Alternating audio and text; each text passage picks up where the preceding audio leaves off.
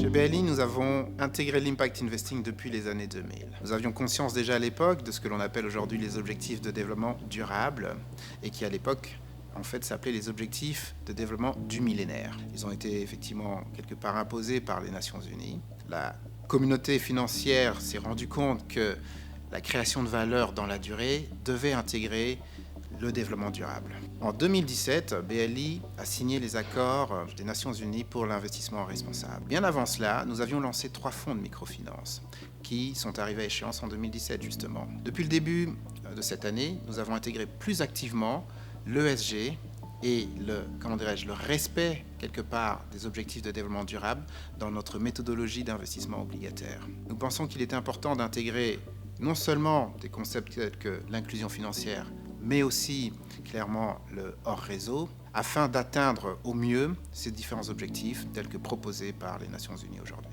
En définitive, il a toujours été question pour nous de combiner à la fois l'impact social et le rendement financier.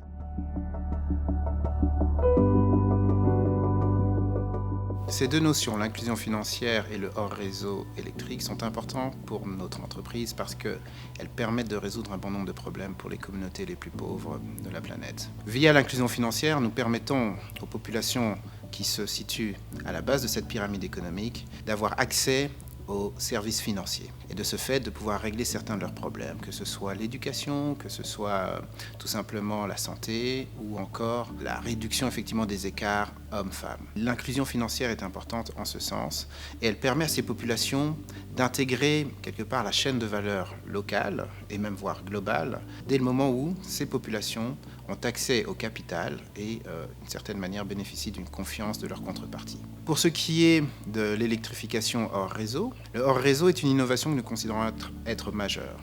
Nous pensons qu'intégrer effectivement ce type de projet dans nos fonds n'est pas chose facile. Comme à l'époque, dans les années 90, la téléphonie mobile a permis à certaines communautés de la planète de faire un saut de technologie, eh bien, le hors-réseau aujourd'hui permet aux populations les plus démunies d'accéder à une source d'énergie délocalisée, décentralisée, sans recourir à des centrales électriques éloignées. Et donc, nous avons là une innovation, le hors-réseau, qui va permettre de sortir quelque part d'une certaine précarité des populations des pays en développement et qui va leur permettre d'intégrer ou d'accélérer même le processus industriel de leur communauté. D'autre part, le recours à des énergies renouvelables permet d'atténuer l'impact qu'ont effectivement les énergies fossiles sur l'environnement.